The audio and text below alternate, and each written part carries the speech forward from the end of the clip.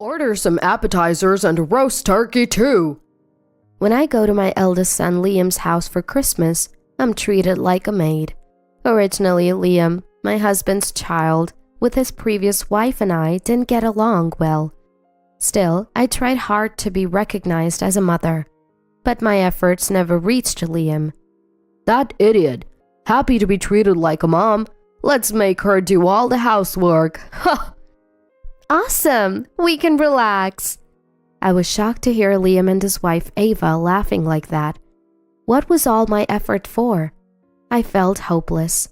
But their attitude turned my sadness into anger. Why do I have to do housework for these people?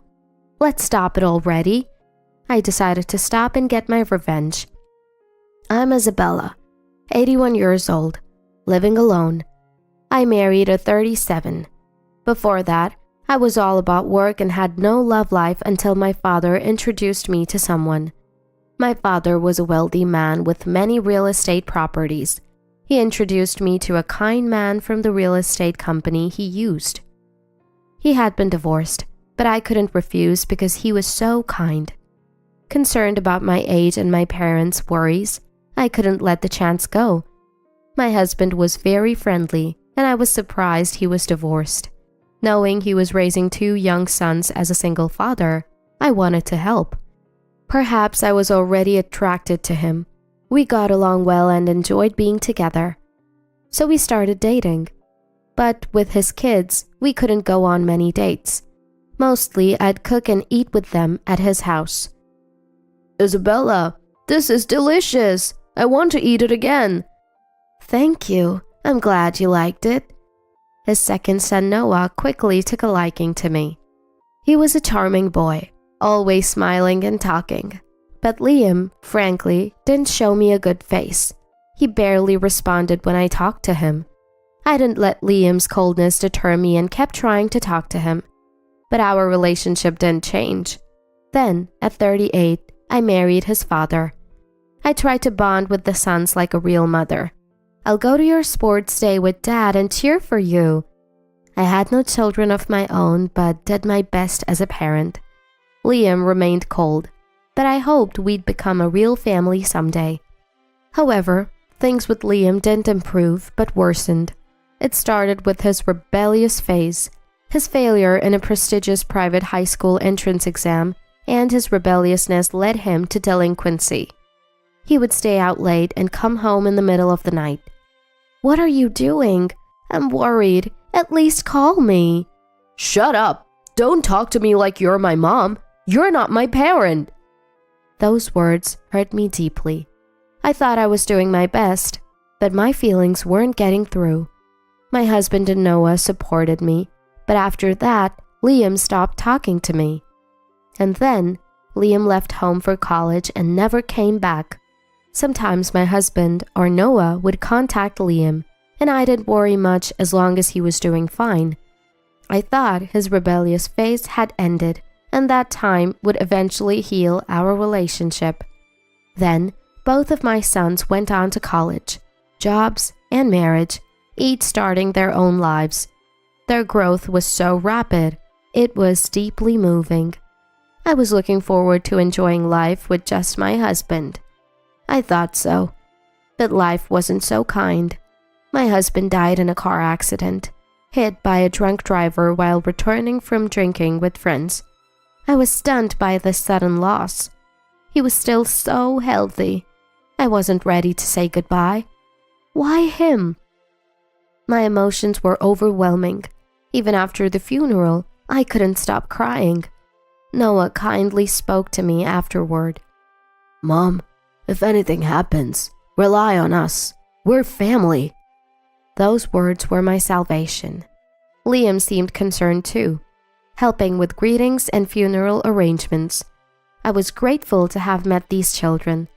They were the greatest gift from my husband. I was so grateful. Though I was widowed, I wasn't alone, which was a small comfort. But now I was living alone. The house felt too large without my husband. Maybe I should get a dog, I thought, when Liam came to visit. What's the matter? It's rare to see you. I hadn't contacted him in decades. My husband had phoned and met him, but the last time I saw Liam was at his wedding and then my husband's funeral. We hadn't been in touch at all, and it was our first time talking alone. I felt strangely nervous, my back straightening. I have a favor to ask. A favor? I need to borrow some money. What? Why? I was in a hit-and-run accident and car repairs are expensive. This month's been tight. That's terrible. How much do you need? $20,000. But I see. All right, I'll transfer it. Can you give me your account number? Really? Are you sure? Liam was very surprised. $20,000 isn't a small amount, but helping a son in trouble is a parent's duty, and I was happy that Liam finally relied on me. It's a parent's nature to want to help. We're family. You can always ask. Thank you, Mom. It was the first time Liam called me Mom. I was overjoyed, feeling finally recognized as family. I thought my long struggles had paid off, but I was mistaken. In December, Liam called. Mom, would you like to come over for Christmas? Really? Can I? Of course. Dad's gone and you're alone, right? You should spend it at our place. I was moved. The once rebellious Liam was now so considerate. I was deeply touched that Liam, who was troublesome since high school, had grown so much. I eagerly accepted the invitation and prepared for my visit. I decided to stay from the 22nd to the 26th. I asked several times if it was too long, but he cheerfully assured me it was fine, so I took Liam at his word. Liam and Ava lived in an apartment. My first visit to Liam's place revealed a 2-room home that felt cluttered. Though spacious, it felt cramped with too many things. So this is where you live? It's the first time you've been here, Mom. It's been a while since you've seen Ava, right? Isabella, it's been since the funeral. Ava was wearing exaggerated false eyelashes and heavy makeup. She looked much younger than her late 50s, more so than at the funeral. Sorry to ask, but could you sleep in the living room? There's a sofa. Oh, okay. I was surprised by this unexpected turn of events. The house was small, and there were no guest blankets. Staying here for days? I couldn't hide my confusion. However, Liam and Ava seemed completely unbothered. Then Liam said to me, We really wanted to eat your cooking, Isabella. Can you make something? I've heard Isabella's cooking is delicious, and I wanted to try it too. Of course. Can I use whatever's in the fridge? Go right ahead. I was flustered to be asked to cook, but also thrilled. I never thought Liam would find my cooking delicious. Noah often praised it, but Liam had never said anything like that. Feeling happy that he wanted to eat my food again, I started cooking in the kitchen. There wasn't much in the fridge, so I made a simple pasta dish. Delicious, Isabella! This is amazing! Please cook again tomorrow. Yeah, this taste! It's nostalgic. Liam and Ava ate happily. My mood was at its peak seeing their enjoyment. Of course I'll cook tomorrow too. Is there anything in particular you want to eat? Chicken pot pie for tomorrow sounds good. Chicken pot pie for dinner, right? How about pizza for lunch? Yeah, sounds great. No matter their age, to a parent they are always children. I thought to do anything for Liam and Ava, but that night I couldn't sleep due to the cold, feeling apprehensive about the days ahead. Waking up earlier than anyone, I started preparing breakfast, and Liam and Ava soon followed, lured by the smell. Waking up to a ready breakfast is the best. Thank you. They started their meal with smiles. Right, I'll go shopping today. It was cold last night. Can I buy a blanket? Sure, but we don't have cash on hand to give you. That's okay. Just do whatever then. Liam's indifferent response bothered me, but I decided to go shopping after cleaning up breakfast. At a nearby shopping center, I bought a blanket and groceries, and when I returned to the apartment, it was almost noon. Rushing home to prepare lunch, I heard Liam and Ava laughing. Man, I didn't expect it to go this smoothly. Right? Let's get her to do other chores too. If we call her mom, she'll happily do it. Awesome! I was stunned to hear Liam's words. Such an idiot. Happy to be treated as a mother. She's so eager. Cooking and shopping since morning. Isn't that too much?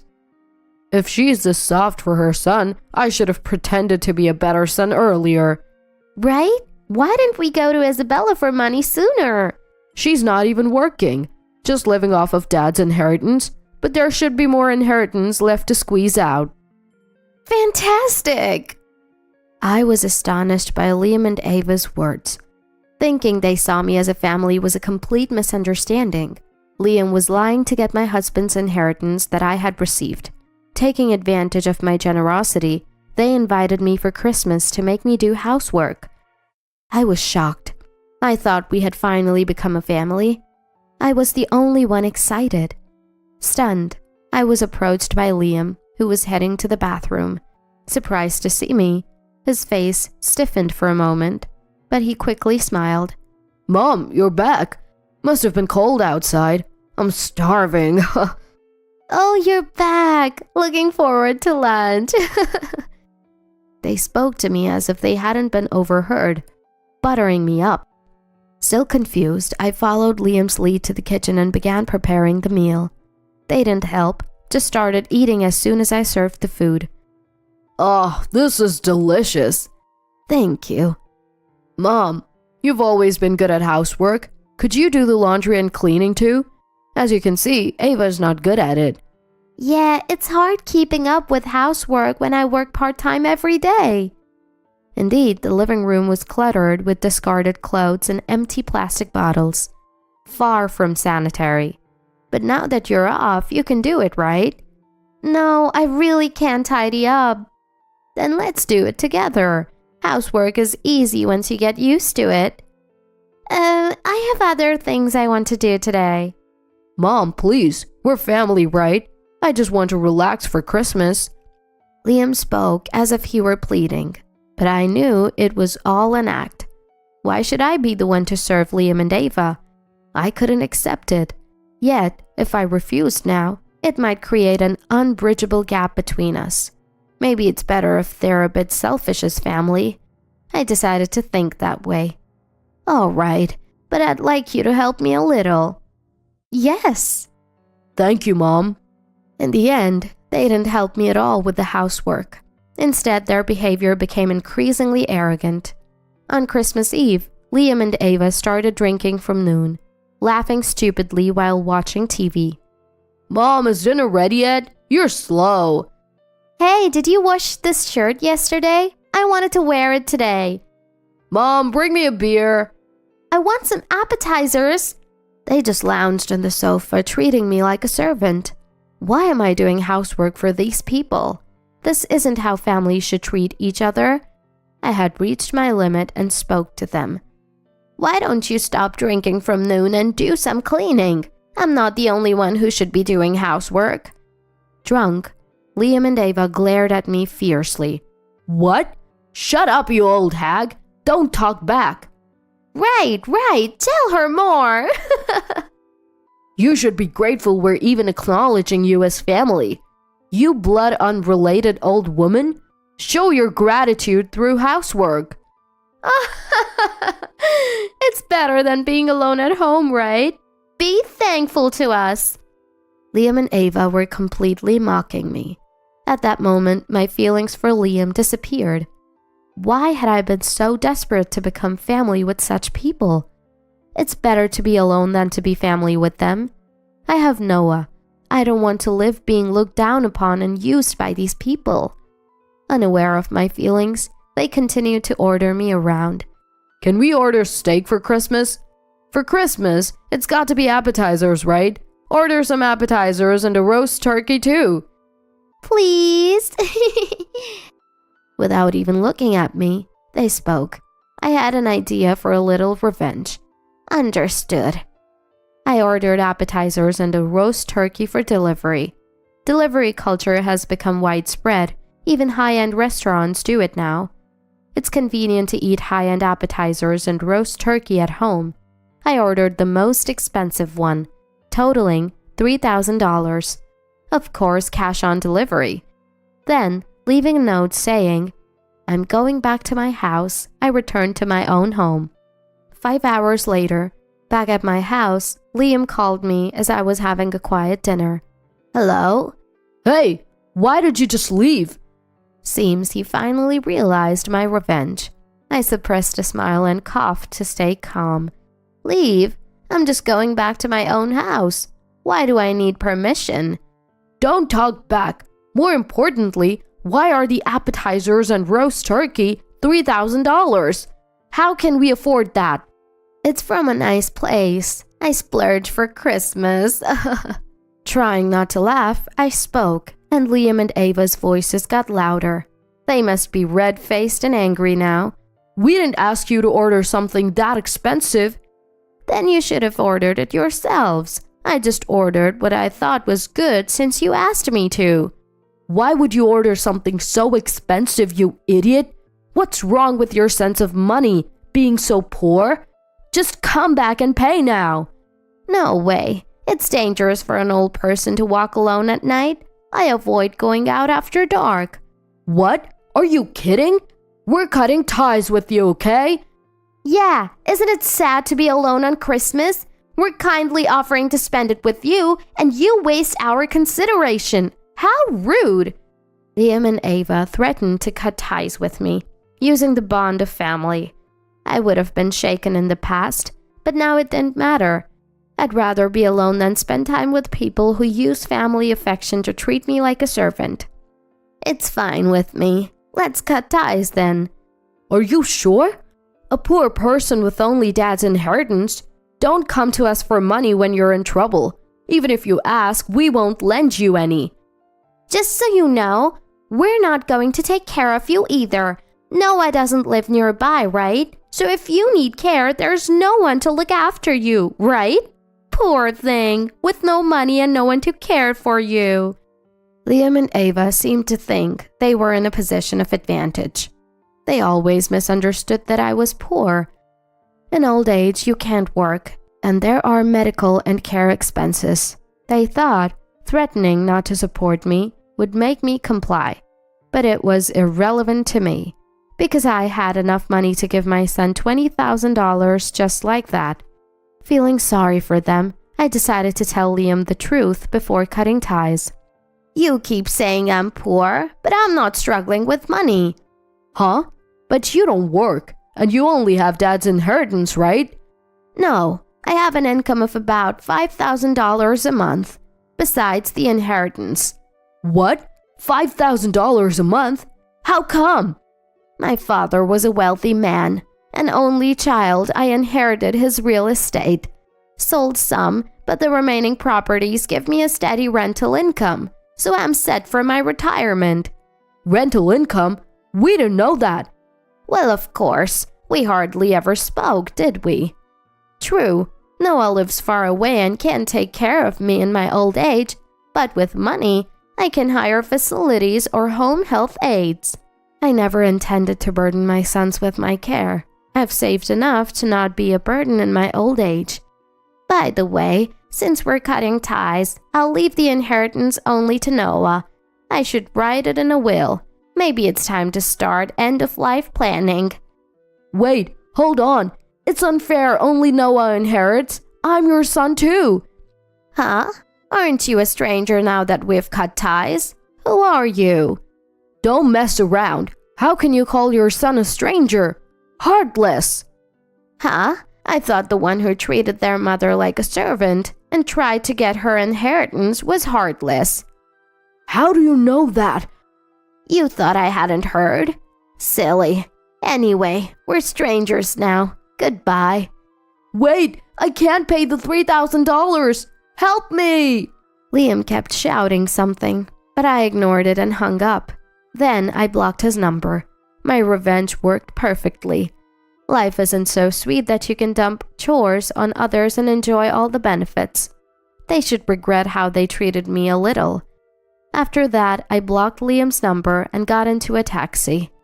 I knew Liam and Ava would soon come here. I couldn't have a peaceful Christmas if they did. I decided to go to a distant cottage and spend Christmas alone. 5 days later, when I returned home, Liam and Ava were standing there. Oh, finally back! Hey, what are you doing in front of someone's house? Are you some kind of stalker? Pretending to be a stranger as I entered my house, Liam knelt down in desperation. We were wrong. Please, let's be a family again. Right. Liam was really worried these 5 days without contact with Isabella. He came here every day. Ava grabbed my hand, pleading. They seemed desperate. The moment they knew I had money, their attitude changed so drastically. It was disgusting.